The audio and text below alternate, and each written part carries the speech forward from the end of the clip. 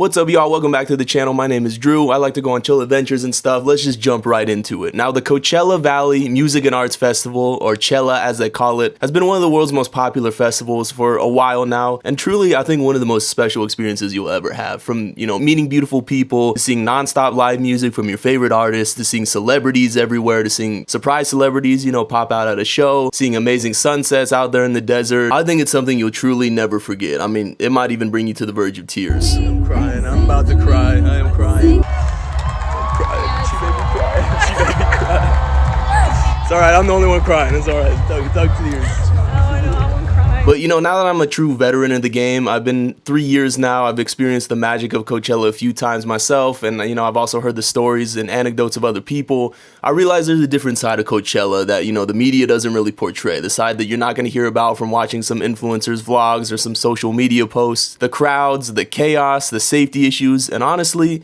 some of the people you encounter are going to make you question why you even came in the first place, and I think we need to shed a light on that. Part 1, we're coming in with the crowd nightmare. Now, this should come as no surprise. Coachella, as I said, has been a wildly popular festival for many years. It's sold out pretty much every year since 2010, I believe, with over 125,000 people coming, both weekends 1 and 2 in 2026 this past year. That's a lot of human beings packed into the festival grounds and the car camping lots. I mean, I feel like that goes without saying. Every show that you attend for just a reasonably well-known artist is going to be absolutely jam-packed, okay? You're going to be like sardines in a can, standing next to people, stuffed in between people. You're going to have to battle for any kind of view of the stage, or, have your face in someone's armpit, or insert body part here, or basically, you're going to have to start a mosh pit just to create space for yourself. And for the headliners, forget about it. You have no chance. It's hardly worth the battle to get anywhere near the stage. So typically what I've done is I've just, I've chilled in the back where, behind like the last row of speakers. So you can hear everything that's going on. You can kind of see what's going on the big screens at the Coachella stage, but it's hardly worth it to battle your way, to bite, scratch, and claw your way just to get any kind of view of the stage, in my opinion. As the night goes on, crowds of people, this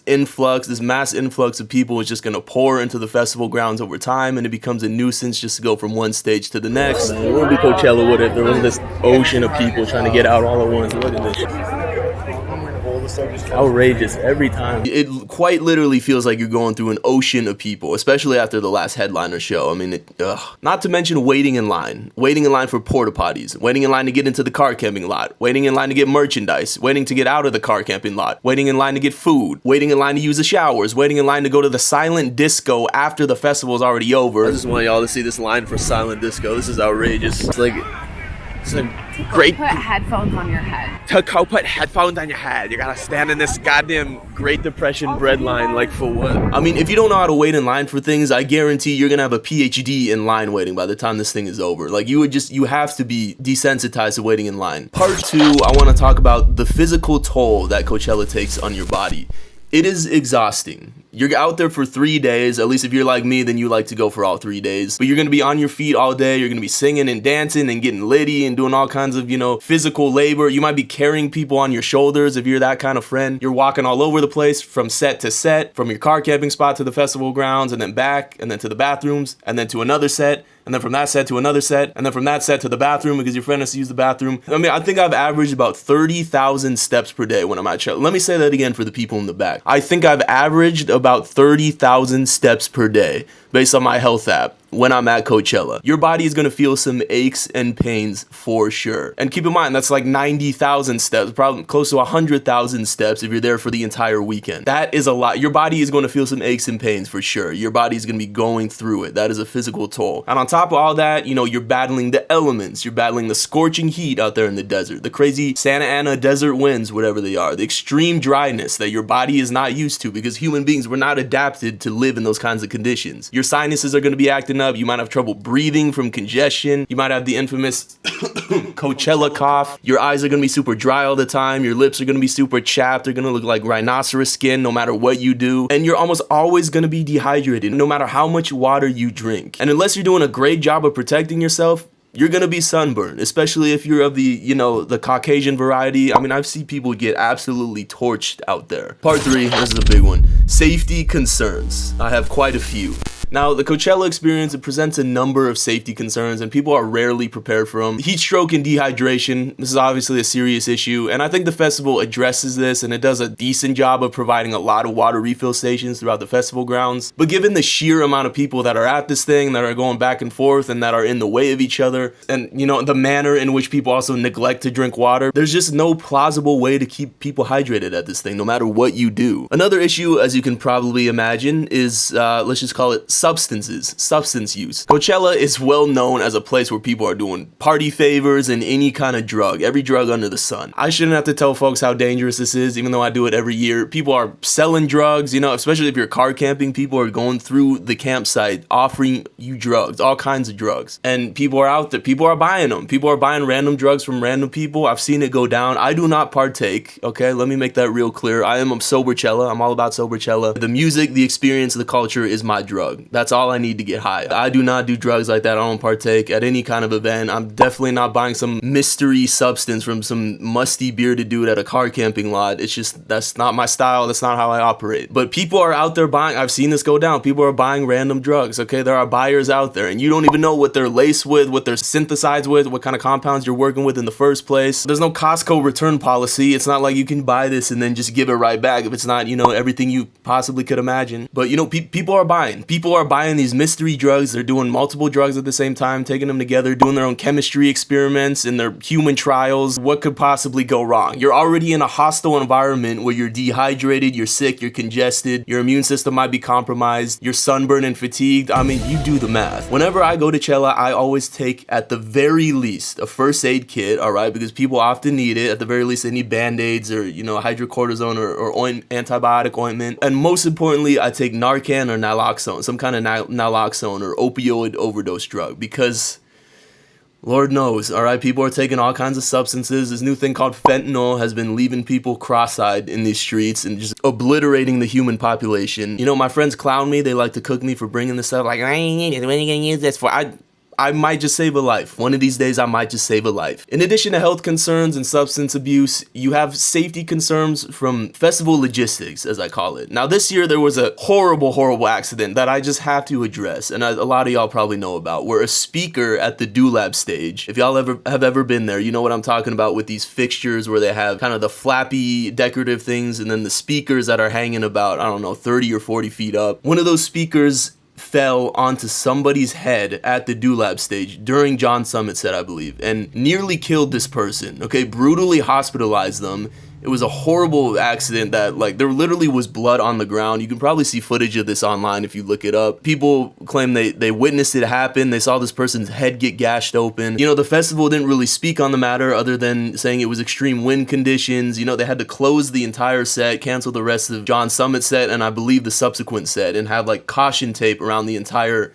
Like, it was like a murder scene. It was like true crime. I don't know if it was just the equipment malfunction, poor engineering design from this fixture. I don't know the situation, but we can all agree this was an egregious oversight, by all means, by the festival logistics, by the festival staff. This is an extremely rare, tragic accident that is gonna I hope only happens once in a blue moon. It literally was some Final Destination scene. I shudder to think about it, but it does unfortunately happen. And let me tell you, for the rest of the weekend, you better believe I was looking up the entire time. Whenever I was at a set or any kind of, you know, stage where there was equipment or a light fixture or a speaker hanging above me, I was looking up at that thing and making sure I wasn't directly below it. And I was also looking at the wind conditions and just, you know, being a little bit more aware, because horrible, tragedies like that do happen. And as a side note to that, we actually did meet somebody at the festival the following day. On day 2, we met somebody who knew somebody who was friends with the woman who was brutally injured by this light fixture, this horrible accident. I believe they're starting a whole GoFundMe page. But if any of y'all out there have information on this individual, or, you know, information on to where people can donate, please let me know. Please let me know. Please help me disseminate this information. Another potential safety issue is these little vehicles, all right? These little golf carts that we all see that Coachella staff are riding around in so they can round up cattle or fix equipment, whatever the hell they're doing out there. There's constantly these golf carts and just little vehicles driving back and forth across the festival grounds through very heavy foot traffic areas, because, well, I guess there's heavy foot traffic everywhere at Coachella, but just in areas where there's particularly just a ton of people walking around, you know, all day, every day. They're not looking both ways because you know how we are. You know how our generation is. We're always just staring at our phone on Instagram or TikTok or whatnot, subscribing to someone's OnlyFans. We're not aware. We don't make sage judgment calls. And people are walking back and forth. They're not looking both ways. I don't know if there's a speed limit, a festival speed limit for these Coachella staff members driving back and forth, but these people are just zooming. They are just absolutely like a Fast and Furious movie. They're literally churning up dust. That's another thing too. There's low visibility because it gets really dusty, especially when it's windy and there's people walking around. So, now the Coachella staff can't really see you. You can't really see them as well. They're zooming around at night, which is, there's not a lot of light in these walkways at the festival grounds and at the car camping lot in particular. It's very dangerous in my opinion. It's very dangerous. And I actually did this year, yet another thing I saw was somebody in kind of like a minor accident. They got bumped. They didn't get hit by a Coachella golf cart going full speed, but they did get bumped in a way that I'm sure was detrimental to them somewhat, and probably a lawsuit because the guy got up, he started swearing and just cussing this dude out, because I probably would have done the same thing if I paid an exorbitant amount of money to go to a music festival and got hit by a staff member in a freaking vehicle. We're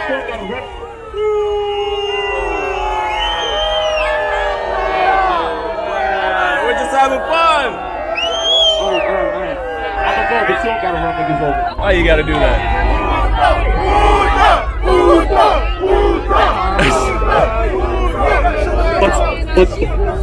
Safety concerns, stuff just happens at this thing, and I think people just need to be more aware. It's not gonna happen to you if you have your head on a swivel, if you're being hyper vigilant, if you're watching out, if you're looking out for other people, but it does happen. Part 4, this is the final chapter that I have for y'all, and arguably the most important. People being people. Now, I know I said at the beginning of all this that you'll meet a lot of great people at Coachella and have a lot of great experiences that are facilitated by meeting people, and I do think this is true. It's good to be social. I'm a person that likes to work on my social skills a lot, so I really try to meet people at Coachella. It's really easy to just meet people, and you can just compliment someone on their sexy ass outfit. You'll meet some cool people no matter what. But there's also a lot of not so cool folks at this festival, as I've encountered over the past 3 years. The overall vibe at Coachella is one that is what I like to call very influencer coded, and just overall just superficial. People are superficial and rude. Obviously not everybody, but the overarching vibe at Coachella is just people are very vapid and just kind of self-obsessed. To a certain degree, it almost feels like no one's even there for the music or the cultural experience. They're just there to, for their own glitz and glam, and then do their own personal fashion walk, do their own fashion show, and, show out for other people. And it only matters what they can post on Instagram and on TikTok and social media and how many people are watching their live stream. It's like nobody really cares about just the music and the authentic experience. Every year I've gone, I've seen people just bite and scratch and claw their way to the front of the stage just to get a little bit better of a view.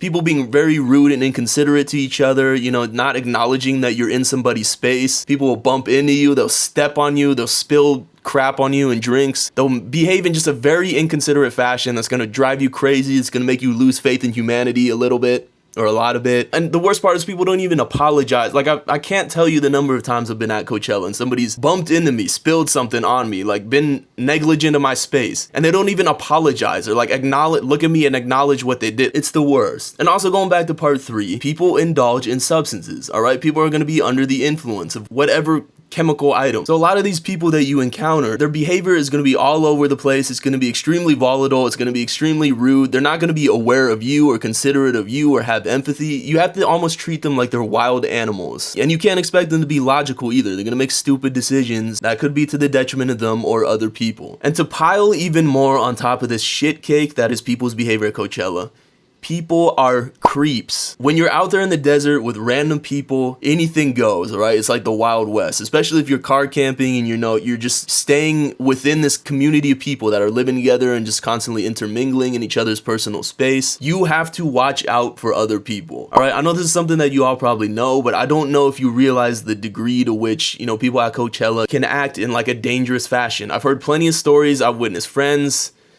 And believe it or not, especially this year, I've had experiences of my own with creeps, sexual harassment, sexual assault, and people just being weird AF, giving off a very, let's just call it unsavory vibe. Now, I hate that I have to end the video this way, but congratulations to the people who made it to the end of the video. I had an individual this year, 2026, a person that we met because they just kind of wandered into our campsite while we were car camping. From the jump, they were giving off a just horribly weird energy that I look back in retrospect, there's definitely ways that I could have acted differently to just prevent having any future connections with this individual. I basically ran into this person later on in the night because they knew where my campsite was. So I was kind of screwed in a way, but they were given a very strange energy. I picked up on it quick. I had like a sixth sense that was warning me like, you need to stay away from this person. They were incessantly trying to force me to take drugs with them, which was a massive red flag, of course. And I refused every time. At the end, I started getting really heated because this individual kept trying to force me to take drugs.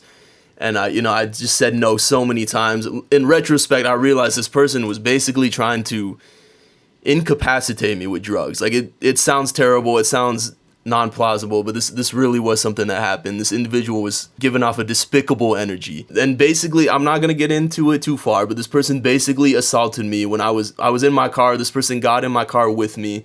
Initially, they tried to get in my tent when I was car camping and tried to invite me into my tent with them to do drugs. And I got extremely heated. I really was about to throw hands and get physical with this person. And maybe I should have. But I just felt like, there was no... As a man, I really had to hold myself back and just conduct myself with poise in that situation. But this person was a creep. And I can only imagine if I'm dealing with situations like this, I can only imagine the extent to which a lot of young women at Coachella are dealing with, and just human beings in general that are just having a lot of intermingling and encountering with other human beings. Stuff like this does happen. And this is not to, scare you and say like, oh, Coachella is never worth going to. Festivals are never worth going to. It's a reminder to keep your head on a swivel, to always stay vigilant, to always be watching out for people, to always be hyper observant, always looking out for your friends as well. And those are just, that's people being people. There are safety concerns as well. There are a lot of logistical issues with Coachella, in my opinion, that need to be resolved. And there's a lot of health concerns. So, by all means, enjoy the magic that is Coachella. I want y'all to go to this festival in the future. But I think it's important to be cognizant of the issues, the health and safety issues, the issues with people that you have to deal with, and substance abuse. This is something that everybody needs to be aware of if we're going to make this experience enjoyable for everybody in the future years to come. So thank you so much. My name is Drew. Thank you for tuning in to the channel. Keep exploring, keep having chill adventures out there. Love y'all.